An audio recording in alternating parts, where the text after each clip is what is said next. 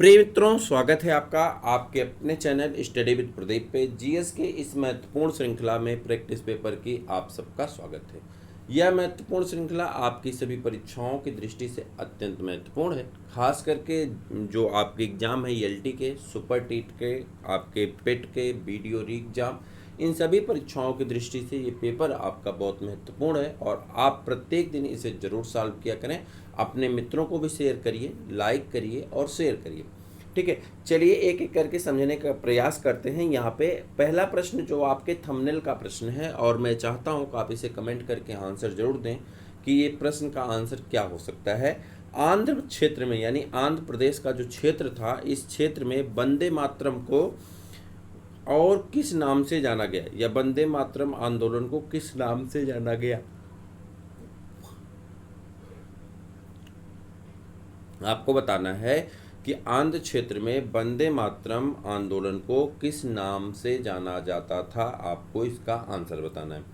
सविनय अवज्ञा आंदोलन, या खिलाफत आंदोलन, या आपका असहयोग आंदोलन, या स्वदेशी आंदोलन। परीक्षा से पहले अपना स्वमूल्यांकन करना है और ये चेक करना है कि हमें कितने और परिश्रम अभी करने हैं ताकि हम अपना बेटर से बेटर कर सकें और अपने सिलेक्शन को पक्का कर सकें। तो इसका कमेंट करके आप आंसर दीजिए और पहले प्रश्न पे आ जाइए कि पहला प्रश्न आपके सामने है, सिद्धू व कान्हू का संबंध किससे। पहला प्रश्न है, सिद्धू व कान्हू का संबंध किससे है। मुंडा विद्रोह से है, संथाल विद्रोह से है, भील विद्रोह से है, या कोया विद्रोह से। अगर आप सुपर टेट का सिलेबस देखेंगे तो उसमें लिखा गया है जनजातियां और उनके विद्रोह। ठीक है, अगर आप एलटी का पेपर सिलेबस देखेंगे तो उसमें लिखा गया है आधुनिक भारत के इतिहास में सभी टॉपिक आ जाते हैं, चूँकि यूपीपीसीएस कराता है उसका पेपर। वहीं पे अगर आप वीडियो में चले जाएंगे तो वीडियो में जनजातियां और जनजातीय क्षेत्रों में होने वाले विद्रोहों से संबंधित चीज़ों के बारे में चर्चा करना है। यानी ये टॉपिक जो प्रश्न है इस सभी परीक्षाओं की दृष्टि से महत्वपूर्ण है।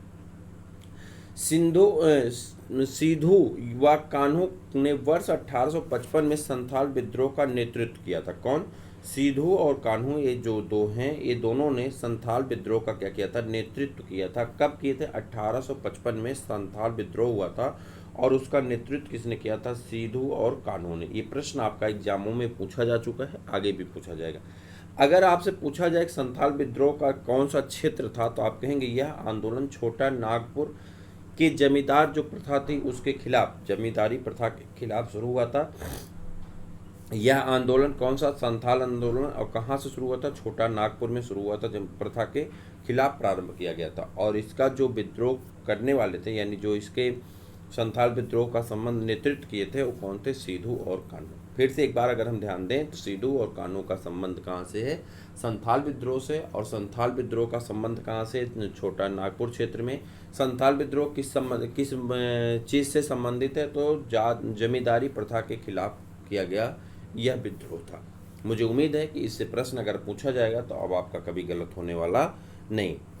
आपके सामने एक बहुत बेसिक लेवल का क्वेश्चन है। भारतीय राष्ट्रीय कांग्रेस आपके सिलेबस का हिस्सा है और पहला प्रश्न आपका भारतीय राष्ट्रीय कांग्रेस का बहुत छोटा सा बहुत अच्छा सा प्रश्न है कि भारतीय राष्ट्रीय कांग्रेस की स्थापना कब हुई थी। बहुत बेसिक लेवल का क्वेश्चन है।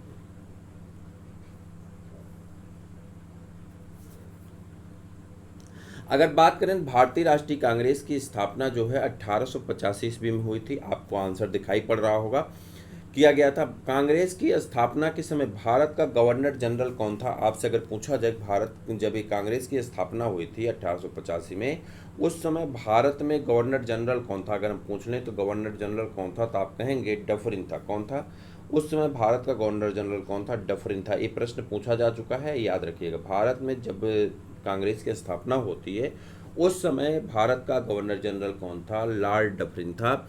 उसके बाद आगे बढ़ेंगे। कांग्रेस का प्रथम अधिवेशन मुंबई में हुआ था। कहाँ पे हुआ था? मुंबई में हुआ था।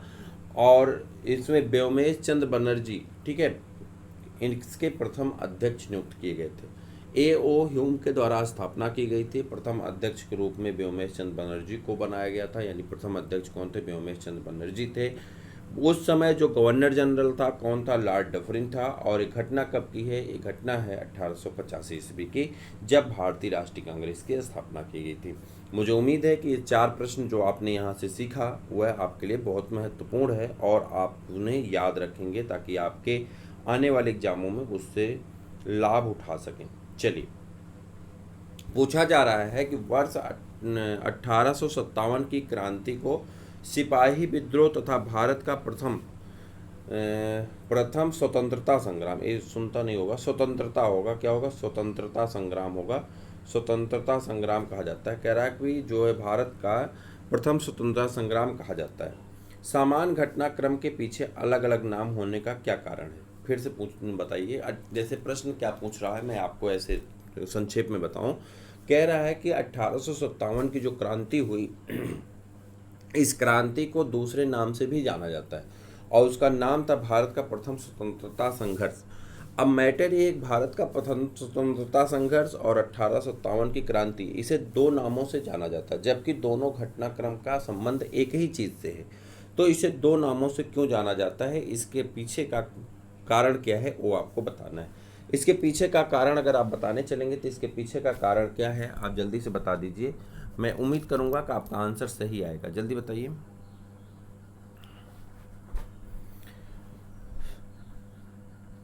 इसका आंसर क्या होगा? तो आपके सामने एक पहला आंसर दिखाई पड़ रहा है, इस घटना के मुख्य कारकों को चिन्हित करना। इसका मुख्य कारण क्या था? इस घटना के मुख्य कारकों को चिन्हित करना। 1857 की क्रांति को इतिहासकारों ने एक जटिल क्रांति का रूप दिया था। साम्राज्यवादी लेखकों ने इसे सैनिक विद्रोह कहा। जो राष्ट्रवादी लेखक थे जैसे बी.डी. सावरकर ने इसे क्रांति की प्रथम स्वतंत्रता संघर्ष की संज्ञा दे दी। क्रांति के ये नाम अलग अलग कारकों को प्रकृति में रखने के कारण किया गया था, तो इस घटनाक्रम को चिन्हित करने के कारण किया गया था। देखिए, आजकल का जो पेपर का पैटर्न है, मेरी बात को आप ध्यान से सुनिए, मैं भी उस तरह का प्रश्न ले आकर के आपको करवाने की क्षमता रखता हूँ जो आपके लूसेंट में रखे गए हैं, आपके जो हैं प्रैक्टिस वस्तुनिष्ठ जो बुक आती हैं उन सब में रखे गए हैं। लेकिन आजकल के अगर पेपर का ट्रेंड देखेंगे तो आजकल का पेपर बहुत अजीब तरह का बन रहा है। इसी तरह के प्रश्न आपसे पूछे जा रहे हैं जहाँ पे आपका कॉन्शियसनेस कितना तेज है उससे आपको रिलेट करना होता है। रटी रटाई घटनाओं से, रटी रटाई क्रम से अब प्रश्न बहुत कम पूछे जा रहे हैं। इसलिए इस तरह की प्रश्नों को प्रैक्टिस पेपर में लाने का मुख्य उद्देश्य है कि आप अपने परीक्षा के लिए पूरी तरह से प्रिपेयर हो जाएं और अपने परीक्षा की पूरी तैयारी कर लें। ना तो समय पास करना है और ना ही फालतू बकवास करनी है। सीधे सीधे हमें प्रश्नों पे आना है और उन प्रश्नों को हल को देखना है और वहाँ पे देखना है कि प्रश्न की शैली क्या है। चूँकि हर एक परीक्षा में पेपर की शैली आपकी बदलती जा रही है। अगर आप पेपर के शैली को पहचान नहीं पाएंगे तो ये आपके लिए दुखद हो जाएगा। बहुत सारे लोगों देखते हैं जब 2 प्रश्न 3 प्रश्न देखते हैं कहते हैं अरे इतना बड़ा बड़ा प्रश्न नहीं आता है। ये सभी प्रश्न जो हैं आपके, इसमें से 40% प्रश्न ऐसे होते हैं जो विगत वर्षों में किसी न किसी परीक्षा में पूछे गए हैं। 20% प्रश्न ऐसे होते हैं जो हमें लगता है कि महत्वपूर्ण है और उसके बाद जो 40% प्रश्न होता है वह आगे की परीक्षा की दृष्टि को ध्यान में रख करके बनाया जाता है। तो एक कहीं ना कहीं आपकी परीक्षाओं में पूछे गए प्रश्न होते हैं। आपको जरूर इन प्रश्नों को ध्यान से सुनना चाहिए और पढ़ना चाहिए। समय नहीं पास करना है, हमारा पूरा प्रयास होता है कि हम कम समय में आपको ज़्यादा प्रश्न बता सकें और करा सकें। इस पूरे उद्देश्य से चलते हैं, समय पास करने का कोई उद्देश्य नहीं होता। मुझे लगता है कि ज़्यादा बातचीत करने की आवश्यकता नहीं है। आप सब लोग इस योग्य हैं कि आप इस बात को समझ पा रहे होंगे कि पेपर कैसा आ रहा है और उसके हिसाब से हमें कहाँ चलना है। जैसे देखिए, बहुत छोटा सा प्रश्न आपका है, सिंह सभा आंदोलन विस्तृत रूप से कब प्रारंभ हुआ? आप इसे लूसेंट में खोज डालिए, नहीं मिलेगा। आप इसे जो वस्तुनिष्ठ बुक आ रही खोज डालिए, नहीं मिलेगा। लेकिन आपको बता दें कि यह प्रश्न पूछा किस में गया है, आपके सुपर टीटी एग्जाम में पूछा गया है। हालांकि रीट के सेकंड पेपर में पूछा गया, लेकिन पूछा तो गया है। रीट के सेकंड पेपर में पूछा जाना मतलब यूपी के सुपर टेट में भी पूछा जाना, ठीक है। वहाँ से प्रश्न उठा करके यहाँ पे डाला जा सकता है, चूँकि आधुनिक भारत के इतिहास का राजस्थान से रिलेट नहीं करता है, ठीक। चलिए, 19वीं शताब्दी में एक सभा का गठन हुआ था और उस गठन का नाम रखा गया था सिंह सभा आंदोलन। अगर हम बात करें तो 19वीं शताब्दी में प्रारंभ में सिंह सभा आंदोलन प्रारंभ हुआ था। इस आंदोलन के पूर्व पंजाब में नामधारी आंदोलन का प्रारंभ हुआ था। अगर हम बात करें इस कह कब प्रारंभ हुआ था, तो इससे पूर्व पंजाब में जो है नामधारी आंदोलन प्रारंभ हुआ था और बाद में ये आंदोलन प्रारंभ हुआ।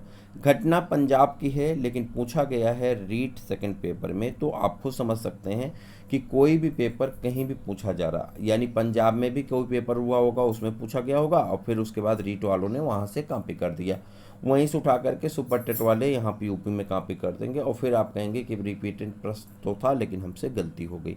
तो गलती मत करिए, ऐसे प्रश्नों को हमारे साथ जरूर आप प्रैक्टिस करिए और बेहतर से बेहतर बनने का प्रयास करिए। चलिए अगले प्रश्न की तरफ बढ़ जाते हैं और मुझे उम्मीद है कि आप इस प्रश्न का आंसर सही बता पाएंगे। स्वतंत्रता के तुरंत बाद ठीक भारत द्वारा निम्नलिखित में से किस सभ्यता का सामना नहीं किया गया? सभ्यता नहीं, समस्या है भाई, कहाँ से आज का पेपर कैसे हो गया है, समस्या है। एक मिनट, इसको सभ्यता नहीं समस्या है, क्या है? समस्या है, ठीक है, सभ्यता की जगह पे समस्या होगा। कह रहा है कि स्वतंत्रता के बाद भारत द्वारा निम्नलिखित में से किस समस्या का सामना नहीं किया गया, आपको बताना है। राजाओं द्वारा शासित राज्यों को भारतीय संघ में सम्मिलित करने का प्रयास, आर्थिक विकास, पाकिस्तान से आने वाले शरणार्थी। कह रहा जो आंसर आपका होगा कि जो नहीं करना पड़ा, भारत, पाकिस्तान और ग्रेट ब्रिटेन के समान रूप से संपदा और कर्ज का बंटवारा। भारतीय स्वतंत्रता के तुरंत बाद भारत को कई प्रकार की समस्याओं का सामना करना पड़ा, जैसे रियासतों का एकीकरण करना, पाकिस्तान से आए शरणार्थियों को शरण देना, आर्थिक विकास के क्षेत्र में बंटवारा करना, पाकिस्तान तथा ग्रेट ब्रिटेन के साथ समान रूप से संपदा एवं कर्ज का बंटवारा करना जैसी समस्याएं स्वतंत्रता के समय नहीं थी। लेकिन एक समस्या जो थी यहाँ पे कौन सी समस्या? पाकिस्तान और ग्रेट ब्रिटेन के साथ समान रूप से संपदा और कर्ज का बंटवारा जैसी समस्या स्वतंत्रता के समय नहीं थी, कि मतलब हमें ये सामान चाहिए, हमें वो सामान चाहिए, तो ये चीज़ें नहीं थी। तो आपका सही आंसर हो जाएगा ऑप्शन नंबर 4, जो आपका ऑप्शन नंबर डी होना चाहिए। चलिए, ब्रिटिश सरकार द्वारा सन 1857 में निम्नलिखित में से कौन से 3 विश्वविद्यालय स्थापित किए गए थे? आपको बताना है कि कौन से 3 विश्वविद्यालय ऐसे हैं जो ब्रिटिश सरकार द्वारा 1857 में क्या किए थे, स्थापित किए गए थे। ब्रिटिश सरकार द्वारा सन 1857 में लंदन के आधार पर भारत में 3 विश्वविद्यालय कलकत्ता, मद्रास और बम्बई में स्थापित किए गए थे। कहाँ पे? कलकत्ता, मद्रास और बम्बई में स्थापित किए गए थे। और कब किए गए थे? 1857 में, यानी विद्रोह के समय पे किए गए थे। ठीक है, चलिए 1857 के विद्रोह के परिणाम के रूप में निम्नलिखित में से कौन सा परिवर्तन ब्रिटिश संसद द्वारा लाया गया था? फिर से देखते हैं, बड़ा प्रश्न है और बेहतर प्रश्न है। यहाँ पे इसको पूरा पढ़ेंगे हम लोग। कह रहा है कि 1857 के विद्रोह के परिणाम के रूप में निम्नलिखित में से कौन सा परिवर्तन ब्रिटिश संसद में लाया गया, आपको ये बताना है। ब्रिटिश कैबिनेट में एक सदस्य को भारत के लिए राज्य सचिव नियुक्त किया गया। ये तो आपका हो गया सही आंसर। ब्रिटिश में क्या किया गया? एक सचिव के रूप में नियुक्त किया गया, ये हो गया आपका आंसर। ठीक है, अब बाकी चीज़ें तो आपकी गलत हैं, पढ़ने का कोई बहुत मतलब है नहीं। अगर आप चाहें तो पढ़ सकते हैं। इसका PDF आपको 8008004010 इस नंबर पे आप व्हाट्सअप करके 41099989 पे आप हमें व्हाट्सअप करके ये नंबर से आप प्राप्त कर सकते हैं इसका PDF। ठीक है, चलिए, भारतीय स्वतंत्रता संग्राम में दांडी यात्रा को किसकी शुरुआत माना जाता है? भारतीय स्वतंत्रता संग्राम में दांडी यात्रा को किसकी शुरुआत माना जाता है? आपको इसका आंसर देना है। ये सब ने अवज्ञा आंदोलन की शुरुआत है। महात्मा गांधी द्वारा दांडी यात्रा की गई थी। इसके तहत नमक कानून तोड़ा गया। इसी के साथ 5 अप्रैल 1930 को गांधी जी के द्वारा सविनय अवज्ञा आंदोलन की शुरुआत की गई। किसकी शुरुआत की गई थी? सविनय अवज्ञा आंदोलन की शुरुआत की गई थी। यानी दांडी यात्रा का संबंध किसके साथ है? सविनय अवज्ञा आंदोलन के साथ है। और ये 5 अप्रैल 1830 को गांधी जी ने नमक कानून तोड़ा और इसी के साथ 5 अप्रैल 1930 को गांधी जी ने सविनय अवज्ञा आंदोलन की क्या कर दी थी, शुरुआत कर दी थी। अगले प्रश्न की तरफ बढ़ जाएंगे। निम्नलिखित में से किस अधिनियम यानी एक्ट के अंतर्गत भारतीय प्रशासन को ईस्ट इंडिया कंपनी से ब्रिटिश क्राउन को स्थानांतरित किया गया था? कह रहा है कि ईस्ट इंडिया कंपनी से ब्रिटिश क्राउन को कब स्थानांतरित किया गया? तो ये घटना हुई है 1800, जब विद्रोह हो गया तो विद्रोह होने के 1 साल बाद 1858 में इसे कहाँ दे दिया गया। अंग्रेज बड़े चालाक थे, कहे कि कंपनी नहीं, अब हम रेगुलेशन करेंगे, और ये चला गया ब्रिटिश क्राउन के हाथ में। ठीक है, तो ये आपका सही आंसर हो जाता है कि 1857 के विद्रोह के परिणाम स्वरूप 1858 ईस्वी में एक्ट पारित किया गया और इस एक्ट के तहत भारतीय प्रशासन के संचालन का कार्य कंपनी से ब्रिटिश क्राउन को स्थानांतरित यानी उसके हाथ में दे दिया गया तथा क्राउन अपने प्रतिनिधियों के माध्यम से भारत में प्रशासन का कार्य करने लगा। ठीक, चलो अगले प्रश्न की तरफ बढ़ जाएंगे। बेगम हजरत महल ने अंग्रेजों के विरुद्ध विद्रोह भड़काने से निम्नलिखित में से किस नगर में सक्रिय थी? तो बेगम हजरत महल जो हैं ये लखनऊ में सक्रिय थी और बाकी सबका पूछा जाता तो आप याद रखेंगे, हमने कई प्रैक्टिस पेपर में इन सबको करवाया है। ये आपके स्क्रीन का प्रश्न है। आंध्र क्षेत्र में आपसे पूछा जा रहा है, आंध्र क्षेत्र में वंदे मातरम आंदोलन को किस नाम से जाना जाता था? तो आपका नाम होगा स्वदेशी आंदोलन। किस नाम से जाना जाता था? स्वदेशी आंदोलन के नाम से जाना जाता था। सही आंसर क्या होगा? स्वदेशी आंदोलन के नाम से जाना जाता था। बंगाल के विभाजन के फलस्वरूप भारत में स्वदेशी आंदोलन की शुरुआत होती। यह आंदोलन पूरे भारत में चल रहा था। इसी समय आंध्र प्रदेश में वंदे मातरम आंदोलन चला जो स्वदेशी आंदोलन के रूप में ही चलाया गया। वंदे मातरम आंदोलन चला जो स्वदेशी आंदोलन के रूप में चलाया गया। ठीक है, चलिए। ईस्ट इंडिया कंपनी के शासन के दौरान किस राज्य से बंदोबस्त के अंतर्गत राजस्व एकत्र करने और उसे कंपनी को अदा करने की जिम्मेदारी गांव के मुखिया को सौंपी गई थी? आपको बताना है कि कौन से ऐसी जो है प्रथा थी, उस प्रथा के अंतर्गत यानी कौन सा ऐसा बंदोबस्त आया जिसमें जो जमींदारी थी उसे किसे वसूलना हुआ? गांव के मुखिया को वसूलना हुआ। ये था महलवाड़ी बंदोबस्त में। कहाँ था? महलवाड़ी बंदोबस्त में। अगर इसके बारे में हम जानकारी अर्जित करें तो अंग्रेजी शासनकाल में हाल्ट मैकेंजी के द्वारा 1822 ईस्वी में महलवाड़ी प्रथा का प्रतिपादन किया गया। यह प्रथा राजस्व वसूलने की एक व्यवस्था थी जिसे गंगा का दोआब हो, पश्चिमी उत्तर प्रदेश हो, पंजाब हो और मध्य प्रदेश के कुछ भागों में लागू की गई।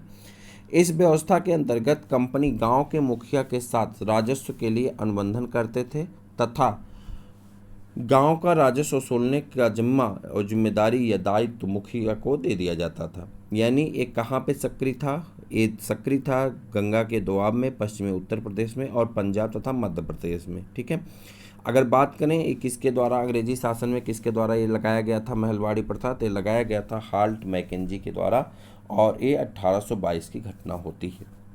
चलें आगे।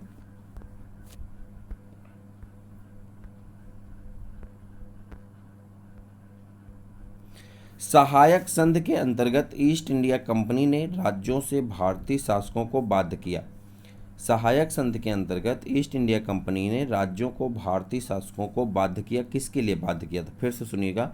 सहायक संघ व्यवस्था जो थी ना, ये सहायक संघ व्यवस्था गवर्नर जनरल लॉर्ड वेलेस्ली के द्वारा लगाई गई, शुरू की गई थी। यानी सहायक संघ किससे संबंधित है? लॉर्ड वेलेस्ली से। पहले ये चीज़ क्लियर कर लीजिए, सहायक संघ किससे संबंधित है? लॉर्ड वेलेस्ली से। और वेलेस्ली का जो शासनकाल था वो क्या था?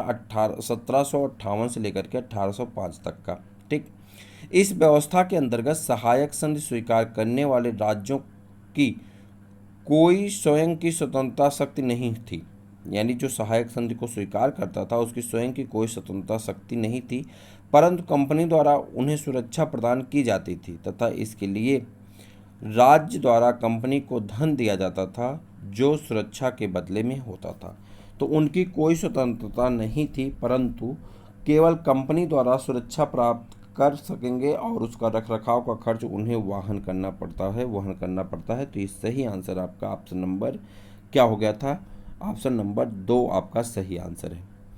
रॉलेट एक्ट के बारे में आपको बताना है कि रॉलेट एक्ट जो है, रॉलेट एक्ट आपका जो 1919 का विरोध किया गया था, क्योंकि रॉलेट एक्ट का विरोध क्यों किया गया था, तो आप कहेंगे इसमें अभिव्यक्ति की स्वतंत्रता जैसे मौलिक अधिकारों को आघात पहुंचाया गया था। तो सही आंसर तो आपका हो जाएगा ऑप्शन नंबर डी, इसमें अभिव्यक्ति की स्वतंत्रता जैसे मौलिक अधिकारों को आघात पहुंचाया गया था।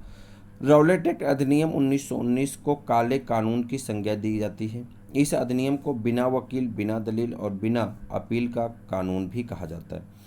इस अधिनियम के अंतर्गत किसी भी व्यक्ति को संदेह के आधार पर गिरफ्तार किया जा सकता था। इसके लिए कंपनी कार्यवाही की आवश्यकता नहीं थी। इससे लोगों के मौलिक अधिकारों को आघात पहुंचा तथा पुलिस को और भी सख्त प्राप्त हो गई। तो इसमें अभिव्यक्ति की स्वतंत्रता नहीं थी, इसी कारण इसका क्या किया गया था, विरोध किया गया था।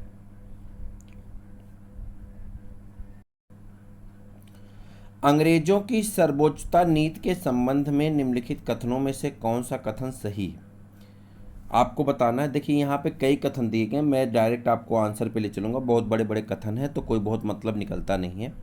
कंपनी का दावा था कि उसकी सत्ता सर्वोच्च, इसलिए वह भारतीय राज्यों से ऊपर है। कह रहा अंग्रेजों की जो सर्वोच्चता की नीति थी, इसके तहत अंग्रेज स्वयं को सर्वोच्च समझते थे।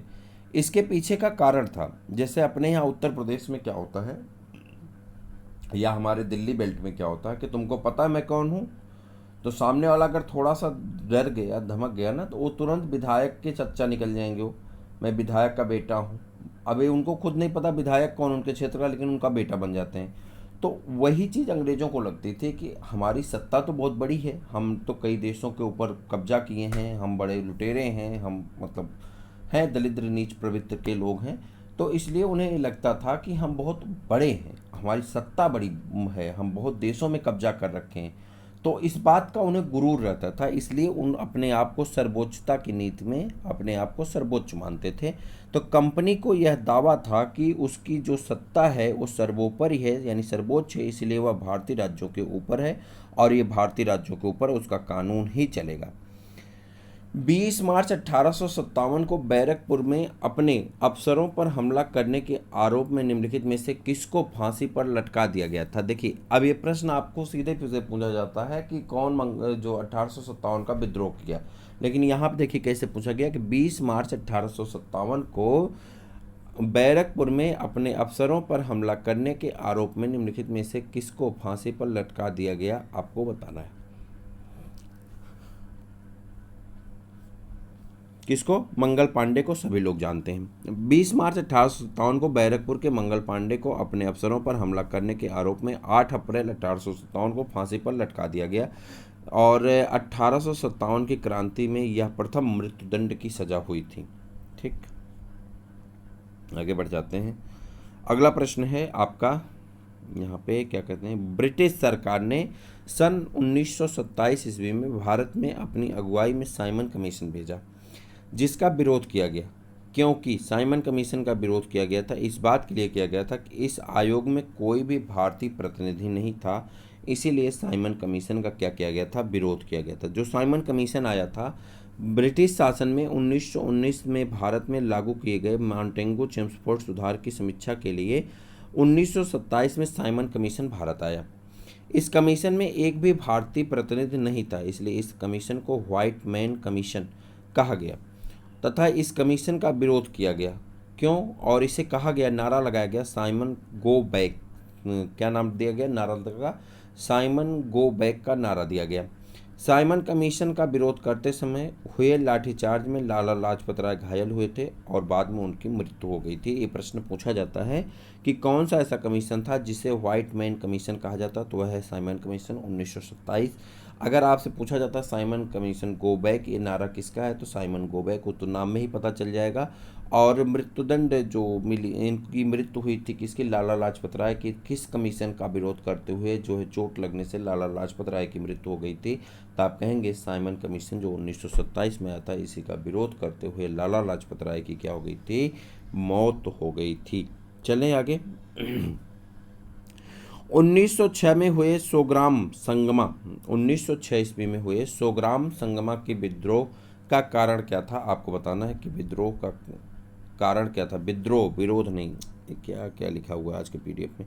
विद्रोह का कारण क्या था, ये विद्रोह है, ठीक है। विद्रोह का कारण क्या था आपको बताना है। यहाँ पे 4 ऑप्शन दिए गए हैं, 4 ऑप्शन में आपको चयन करना है कि अंग्रेजों द्वारा निर्धारित व्यापार की समान भेदकारी नीति नहीं है, और उसके बाद यहाँ पर आ जाएंगे सही आंसर क्या है। असम में आदिवासी समूहों द्वारा किया गया औपनिवेशिक वन कानून का विरोध क्या था। सन 1906 ईस्वी में सोग्राम संगमा का जो विद्रोह हुआ असम में ब्रिटिश के विरुद्ध असम के आदिवासी समूहों द्वारा किया गया था। ऐसा क्यों किया गया था कि आदिवासी समूहों को जो है औपनिवेशिक वन कानून का विरोध कर रहे थे। कारण क्या था कि जो उपनिवेश वाले थे ये वहाँ के वनों को नष्ट करना चाह रहे थे, और जिसका विरोध वहाँ की जो जनजातियाँ थी, वहाँ के जो लोग थे, आदिवासी समूह थे, वो उसका विरोध कर रहे थे।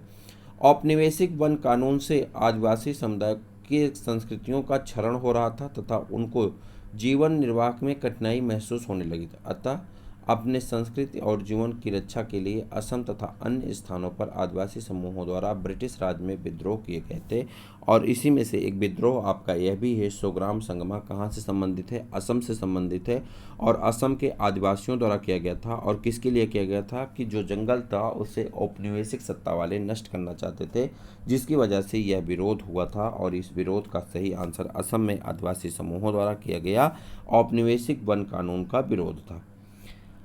दक्षिण भारत में नमक सत्याग्रह के एक वयोवृद्ध राष्ट्रवादी नेता निम्नलिखित में से कौन थे।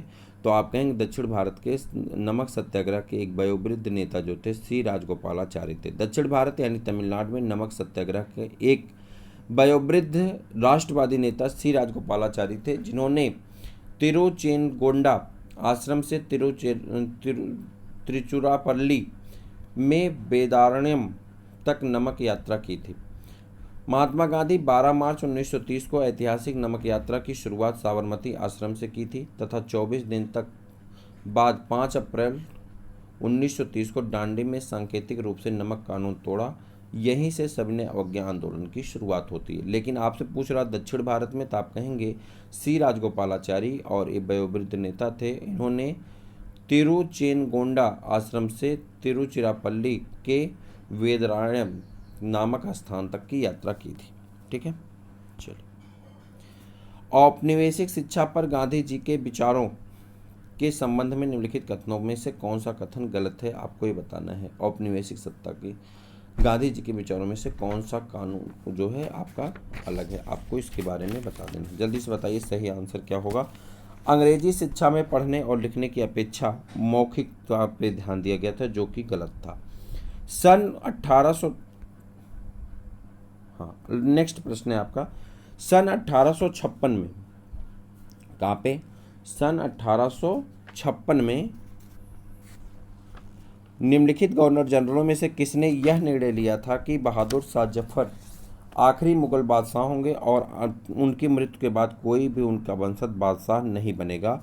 यह कहा था हेस्टिंग ने, कैनिंग ने, माफ करिएगा, ये किसने कहा था, कैनिंग ने कहा था कि बहादुर शाह जफर के बाद कोई भी उनका वंशज अब शासक नहीं बनेगा। तो इस प्रकार से आज के जो प्रैक्टिस पेपर में हमने 20 प्रश्न को रखा था। मुझे उम्मीद है कि प्रश्न सभी महत्वपूर्ण थे और हमने बहुत कम समय में इसे ख़त्म करने का प्रयास किया। अगर सारे ऑप्शन को पढ़ करके किया जाता तो यह आपका 1 घंटे से ऊपर का वीडियो था, लेकिन मुझे नहीं लगता कि आपको प्रैक्टिस पेपर में इतना ज़्यादा समय देने की आवश्यकता है। आपको बस उसे पढ़ना है और पेपर के नेचर को समझना है और इस तरह के प्रश्नों को आपको प्रिपेयर करने की कोशिश करनी है। आप सब कुछ पढ़े हैं, बस प्रश्नों का नेचर बदलता जा रहा है, उसे आपको प्रैक्टिस में लाना होगा ताकि आप बेहतर से बेहतर कर सकें। तो जल्दी से सब्सक्राइब करिए, अपने दोस्तों को शेयर करिए, लाइक करिए। फिर मिलते हैं किसी और वीडियो में, तब तक के लिए इजाज़त दीजिए। जय हिंद।